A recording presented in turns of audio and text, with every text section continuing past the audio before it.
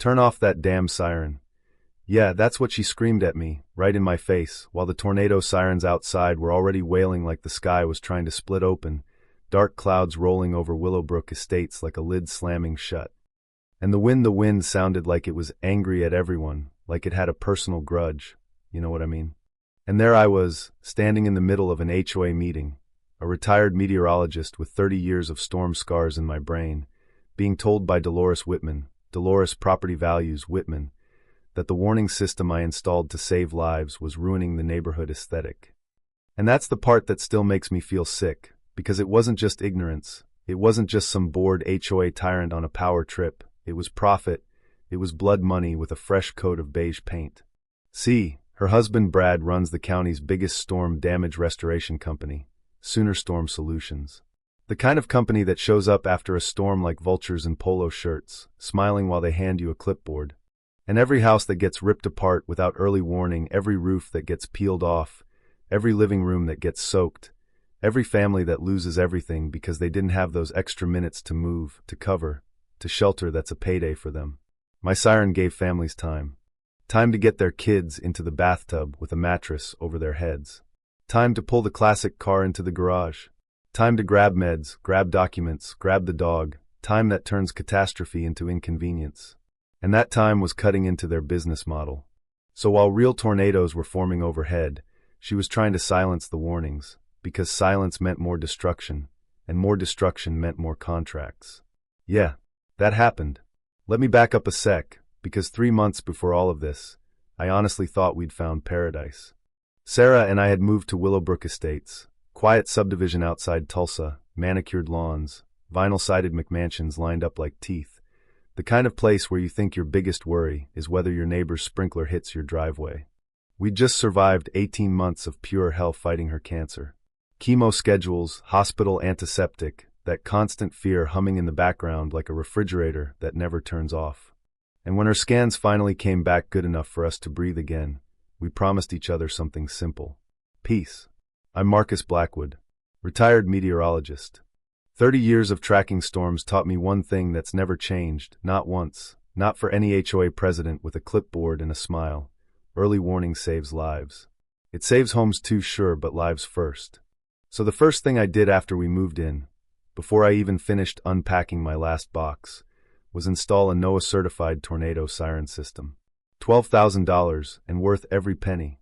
The smell of fresh cedar from the new construction still hung in the air when I mounted the tower. 40 feet up, solid, clean, bolted like it belonged there. Sarah stood in the driveway breathing in that Oklahoma air, the kind of air that feels like it might be good for you, and I could hear gravel crunch under her feet as she slowly walked the perimeter, checking sight lines like she was inspecting a new life. "Now I feel safe," she whispered, and her voice was still a little raspy from treatments, her hearing still sensitive in weird ways. Chemo does that, leaves little invisible fingerprints on everything.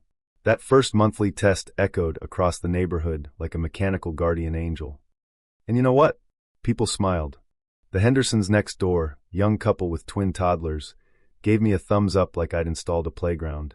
Pete Martinez across the street, Vietnam vet, the kind of guy who keeps his tools organized and his eyes open, just nodded once, slow and serious, like he understood exactly why it mattered. Those were my people, my allies. Folks who valued safety over curb appeal.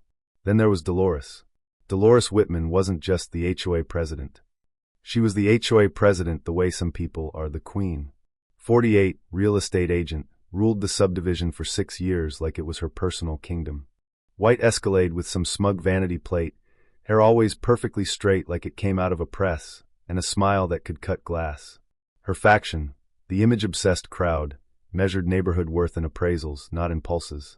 They whispered in driveways with latte cups and matching patio furniture, side-eyeing my tower like it was a tattoo on a church. 3 days after installation, I found the violation notice tucked under my windshield wiper like a threat. Thick cream cardstock. Expensive. That little detail told me everything. Dolores loved symbols of power. It read, immediate violation. Unapproved structure exceeding height restrictions. I laughed. I actually laughed. Out loud. Because I had county emergency services approval. I had permits. I even had the architectural committee sign off. I was covered from every angle. And here's the legal nugget that saved me, the one Dolores didn't think I'd know. Oklahoma statute protects meteorological equipment on private property, emergency preparedness laws. HOAs don't override state law when it comes to life safety. Bottom line, state law trumps HOA rules. But Dolores didn't care about laws. She cared about control. When I called her, calm as I could manage, I told her, "There's been a mistake. Your committee approved my installation." "I wasn't properly consulted," she snapped, like she was the victim. "Dolores, it's approved. It's legal." Her voice could have frozen the Oklahoma heat. "That monstrosity is destroying property values, and I want it gone. Emergency services requires. I don't care what they require. This is my neighborhood." Click. That dial tone buzzed in my ear like an angry wasp, and that was the moment I realized I wasn't dealing with a picky neighbor. I was dealing with a bully with a title. Then came the first sucker punch, a $500 monthly fine for noise violations, claiming my system was creating resident anxiety and disrupting property showings. The irony was suffocating. The system hadn't even activated beyond the scheduled test. But they didn't need reality, they needed paperwork. And then, the metallic taste of fury hit my mouth when I found out the part she didn't advertise at the HOA meetings, Brad. Sooner Storm Solutions. Biggest damage restoration outfit in the county. The more destruction, the more insurance payouts. The less warning, the higher the claims.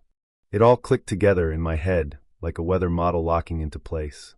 That night Sarah found me staring at the fine notice while distant thunder rolled outside the kitchen windows, low and ominous.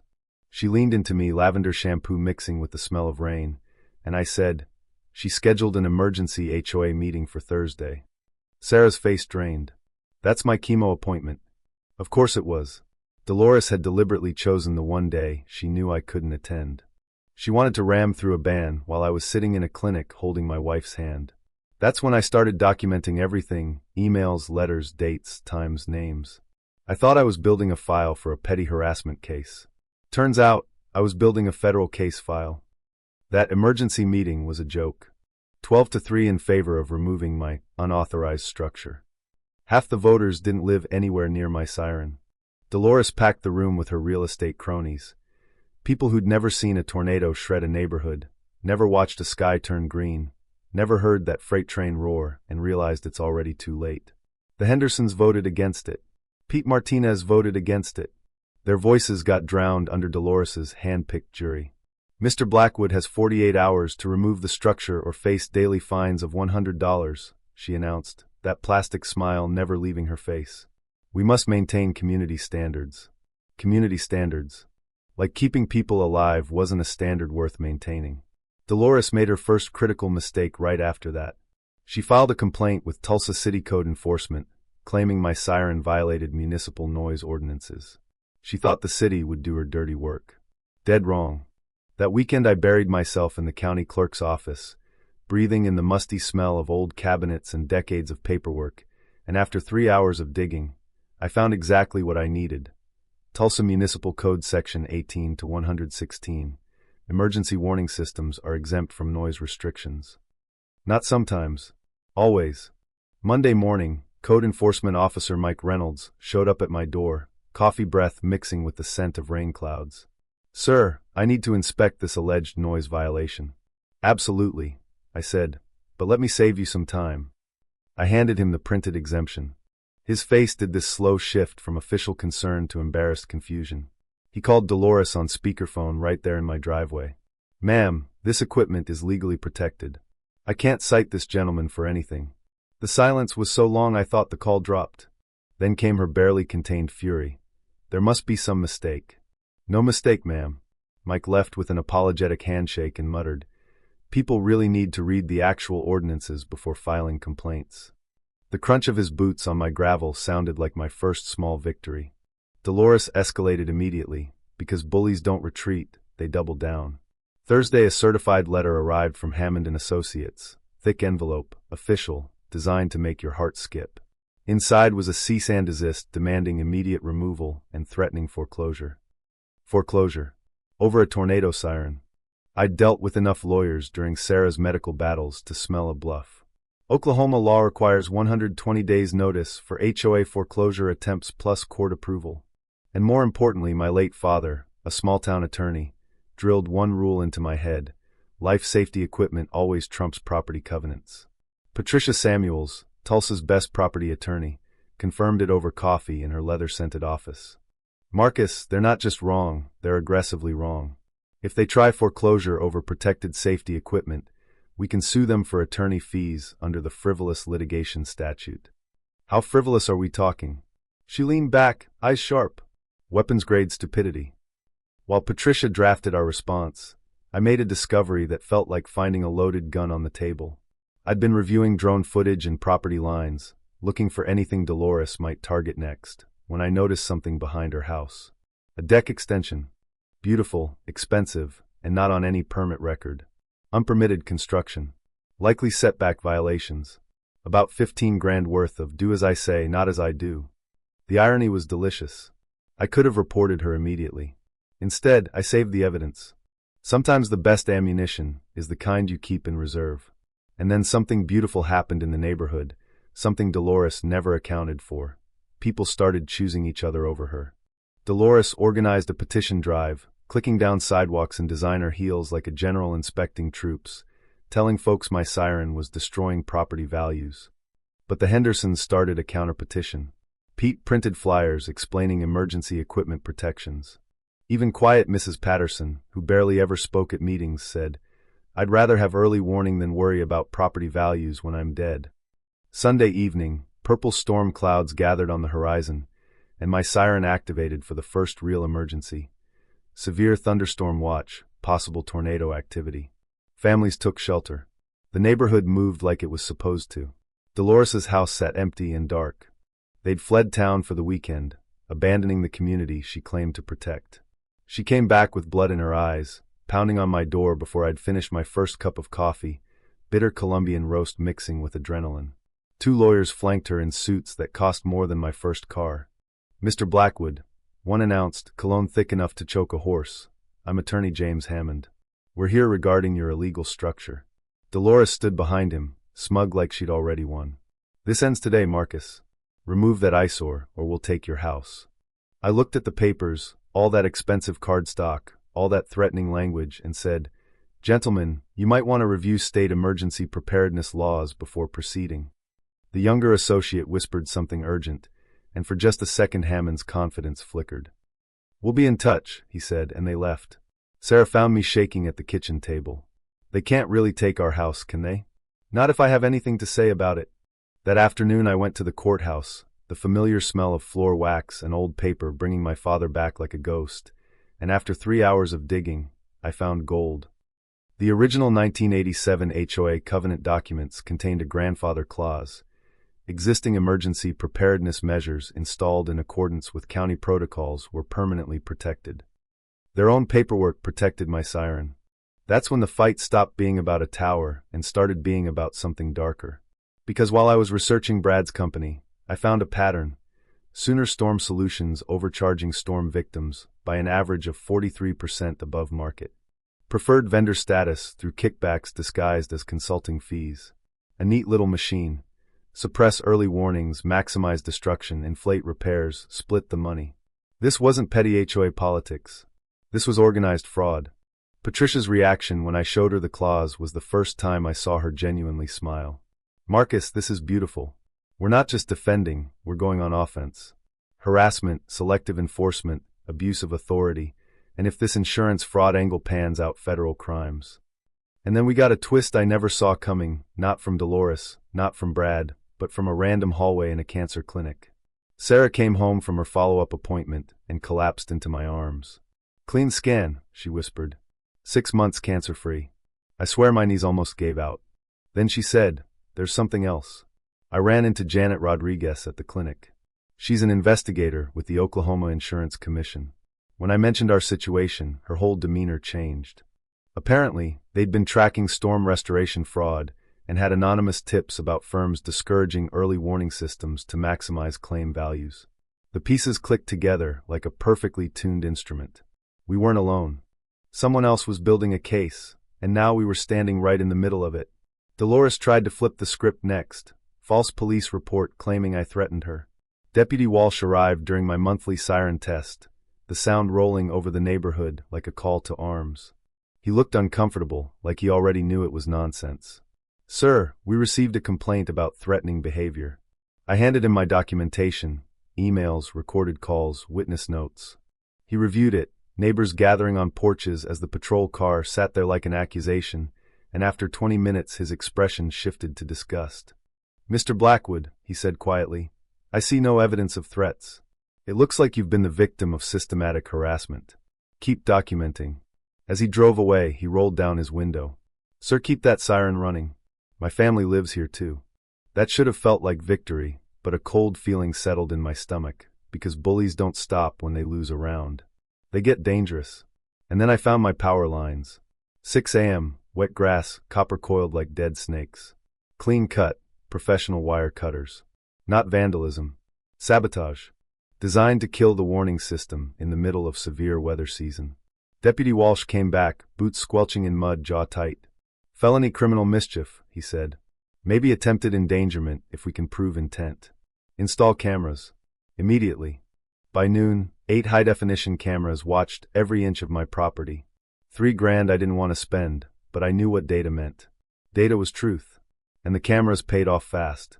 Footage showed Dolores with a nervous inspector sniffing around my property line. Another notice arrived: surprise inspection, updated safety standards, the language of a fishing expedition. Inspector Martinez showed up looking apologetic, clipboard smelling like fresh ink, and after 2 hours he admitted, "This is the most professionally installed private warning system I've encountered. Your complainant is going to be severely disappointed." Then came the call that chilled my blood. Unknown number. Gravelly voice. "Your wife's cancer treatments are at Mercy Hospital, right? Be a shame if something happened to interrupt her recovery." Click. They weren't just targeting my equipment anymore. They were targeting Sarah. That's when the real breakthrough hit. Reviewing night footage, there was Brad's white Sooner Storm Solutions truck parked at the street corner, lights off, engine running. 2:17 a.m., a figure in dark clothing stepped out with electrical tools and walked straight toward my property. Timestamp matched the sabotage. We had them. And Dolores? She finally snapped in public. During my next test, she showed up with cronies holding protest signs and started live streaming, screaming that I was terrorizing the community. She stepped close enough for my camera to catch her perfume, her rage, her every word. "You're going to remove this monstrosity, or I'll destroy your life piece by piece," she hissed. "Your sick wife, your precious house, everything." Every threat was captured in crystal clear HD. Then the storms came. Severe thunderstorms slammed Tulsa County with unusual intensity. My siren activated 3 times, and families sheltered, 19 of them. Hail smashed windows, winds tore roofs, power lines went down. The Henderson twins were safe because they had 12 extra minutes. Pete's car survived because he had time. Mrs. Patterson kept her meds dry because she wasn't scrambling at the last second. Dolores and Brad? Out of town again. Convenient conference. Always gone when the sky turned mean. That's when I realized their fatal flaw. They'd never actually experienced what they were putting everyone else through. And then, like something out of a bad movie, a manila envelope appeared under my door. No footprints, no tire tracks, just evidence. Inside were memos from Consolidated Insurance Group, Brad's biggest client. Emails in corporate language that barely disguised evil. Preparation reduces claim profitability. Warning systems decrease payouts. Recommend suppression of private monitoring. A spreadsheet labeled Revenue Enhancement 2023 to 2025. Million. And the page that made me physically sick. Coordination fees, payments to HOA presidents. Dolores, $127,000 over 2 years. Not for managing anything. For keeping people defenseless. There was a business card tucked inside. Kevin Walsh, former claims adjuster. Same last name as Deputy Walsh. Yeah, because it was his brother. Kevin's voice on the phone sounded hollow, like a man who'd been living with a rock in his chest. They fired me for refusing to approve fraudulent claims. But I kept copies. They've been doing this for 3 years, targeting HOAs they could corrupt. He told me about Riverside, how their HOA banned weather radios 2 weeks before the April tornadoes. 43 homes destroyed. Claims inflated. Brad's crew made over $800,000 on that single event. These weren't numbers. These were families. Patricia heard the scope and didn't even hesitate. Marcus, this is a federal RICO case. So the next morning, I walked into the FBI field office with my evidence and a stomach full of steel. Burnt coffee smell, fluorescent lights, that heavy quiet of a place where lies go to die. Special Agent Rebecca Torres spread the papers across a scarred conference table, tracing the money trail like she was reading a map to hell. "Mr. Blackwood," she said, "this is systematic. We're talking federal RICO charges. 20-year minimums. What do you need? You wearing a wire?" I thought of Sarah, cancer-free but still fragile, still healing. I thought of families sleeping in hotels because their homes were gone. And I said, they turned severe weather into a weapon. What choice do I have? For 3 weeks, my basement became a war room. Charts, victim statements, timestamps, bank transfers. Sarah helped organize photos, her Colombian coffee keeping us awake during 18-hour strategy sessions. Torres set cyber monitoring on Brad's communications. I upgraded my security system again, because when you're dealing with criminals, redundancy isn't paranoia, it's survival. Kevin fed us intel. Brad's crews had pre-positioned storm response equipment the day after the next HOA meeting. They were scheduling cleanup crews before storms even hit, because they weren't just reacting to destruction, they were planning around it. And Mother Nature, oh, she had a sense of timing. My monitoring detected a perfect storm setup, wind shear, moisture, temperature differentials lining up for supercells. The HOA meeting was scheduled Thursday night, right in the peak probability window. Torres smiled like a predator. If we catch them suppressing warnings during an actual tornado emergency, no jury will show mercy. Thursday morning arrived with that ominous stillness every meteorologist recognizes. Pressure dropping fast, birds acting wrong, the neighborhood dog pacing. Sarah made blueberry pancakes, but the air smelled like ozone and tension. Torres called, supercell probability 78%. Brad was staging trucks since dawn. And then the final threat showed up under my windshield wiper, block letters. Your wife beat cancer once. Stress can bring it back. Remove the siren or find out what stress can do. Written on Hammond and Associates letterhead. Criminals love convenience. By 6 p.m., the first tornado watch was issued. My siren activated automatically, echoing across Willowbrook Estates, and I watched neighbors do what normal people do. Bring furniture in, check phones, secure garages. Dolores's house? Still nothing. No preparation. No fear. Just arrogance. Sarah adjusted the wire under my shirt with trembling fingers. "This ends tonight," she whispered. At the clubhouse, Dolores held court near the podium in her power suit, smiling like she was about to watch an execution. Her supporters clustered up front like a jury already bribed. My allies sat further back, quiet, steady. Thunder rolled outside. The windows faced southwest, storm clouds stacking, dark and angry, moving fast. Dolores called the meeting to order like she was announcing a coronation. "Tonight we end the tyranny of noise pollution." I stood. "Point of order, Miss Whitman. The system is authorized and protected under state law." She snapped, composure cracking. "Your so-called emergency equipment is a nuisance that destroys property values. We're voting to ban it." That's when the weather radio crackled, loud and ugly. Tornado warning issued for central Tulsa County.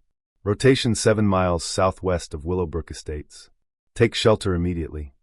The room went dead silent.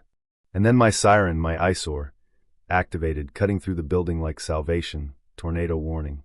Seek shelter immediately. "Turn that damn thing off," Dolores screamed. Pete Martinez stood up in the back. "There's a tornado warning, ma'am." "I don't care about weather warnings," Dolores shouted, and I swear you could feel the room turn against her in real time. "That siren is illegal noise pollution, and it ends tonight." Agent Torres, third row, disguised as a homeowner, tilted her head slightly. That tiny movement was her signal. Cameras were rolling. Audio was recording. Dolores had just demanded the silencing of tornado warnings during an active tornado emergency. Federal prosecutors dream about footage like that. She forced the vote right there, hands shooting up while thunder shook the building. "Motion passed," she declared, voice shaking with triumph. "Mr. Blackwood, you have until tomorrow to remove it or face foreclosure." Then the lights flickered and died. Emergency lighting kicked on, shadows crawling over the walls, and outside debris started flying sideways. Branches, patio furniture, something that looked like part of a roof. My phone buzzed. A text, equipment destroyed. Problem solved. B. Brad's crew had used the storm as cover, exactly like we predicted. They'd destroyed my main tower while we were trapped inside. Dolores smiled like she'd won. And that's when I stood under the emergency lights and said, "Ladies and gentlemen, I need to share something important about tonight's vote." I hit play on a backup recorder, simple, clean, undeniable. Her voice filled the room. "I don't care about weather warnings. That siren is illegal noise pollution." Gasps. Actual gasps. Mrs. Patterson sounded like she might cry. "Dolores, you just banned tornado warnings during a tornado warning." Pete's voice cut through like a knife. "That's not leadership. That's insanity." And then Torres stood up and dropped the mask. "FBI." Everyone remained calm and seated. "Miss Whitman, you are under arrest for conspiracy to commit wire fraud, racketeering, and federal conspiracy charges." Handcuffs clicked on Dolores's wrists at the exact moment the tornado became visible through the western windows, a dark funnel silhouetted by lightning, moving straight toward our subdivision like the sky itself had decided to testify. Someone screamed, "My house!" And here's what Dolores didn't know, because Dolores never bothered to understand anything beyond her own reflection. I had backup systems. Independent battery-powered secondary alerts. Even with the main tower destroyed, the network was still warning families. The Hendersons were already in their basement with their twins. Pete was in his shelter. Mrs. Patterson was in her safe room. The tornado hit Dolores's street with surgical precision. We watched through the clubhouse windows in horrified fascination as it tore through her property, peeling her roof off like a tin can lid, lifting her white Escalade and tossing it 3 houses down like a toy. Brad showed up right then, probably to coordinate his profit response, and ran straight into FBI agents in the parking lot. Seeing him cuffed while his wife's McMansion disintegrated behind him, that was justice doing donuts in the rain. When the storm passed, the numbers told the story. 0 casualties among the families who had early warning, compared to multiple injuries in households that ignored it. The difference wasn't luck. It was minutes. 6 months later, I'm sitting in a rebuilt storm shelter while Sarah tends her garden, cancer still in remission, the neighborhood kids playing in the yard under a warning network that's now the most comprehensive in Oklahoma. Dolores got 8 years. Brad got 6, plus millions in restitution. Their network, HOA board members, insurance adjusters, contractors, fell like dominoes once the evidence started rolling. And the part that still makes me laugh, the part that tastes like victory, the state passed the Emergency Preparedness Protection Act. Everyone calls it Marcus's Law. HOAs can't restrict weather monitoring equipment or life safety systems approved by emergency management anymore. Property values in Willowbrook Estates? They went up 12%. Turns out families like neighborhoods where someone gives a damn about keeping people alive. Sarah started a support group for families dealing with medical crises and HOA harassment, because apparently it happens more than you'd think. And I used my whistleblower reward to fund a scholarship for meteorology students focused on early warning systems for underserved communities, rural schools, mobile home parks, places that need protection the most but can afford it the least. So here's the thing I learned. This was never really about the rules. The rules were a costume. Dolores didn't care about ordinances or community standards. She cared about control. And when people get drunk on tiny power, they'll destroy anything that reminds them they're not actually in charge, even if it's the thing keeping everyone alive. Now I'm curious, if you were in that clubhouse, staring at tornado clouds through the window while your HOA president screamed to silence the warning system, what would you have done? Would you have followed the vote or followed the weather? Drop your story in the comments. Have you ever been punished for trying to do the right thing, or watched someone with a little authority turn it into a weapon? And if you believe consequences matter more than complaints, hit like, subscribe, and tell me where you stand on this, because the smaller the authority, the more dangerous it gets when challenged.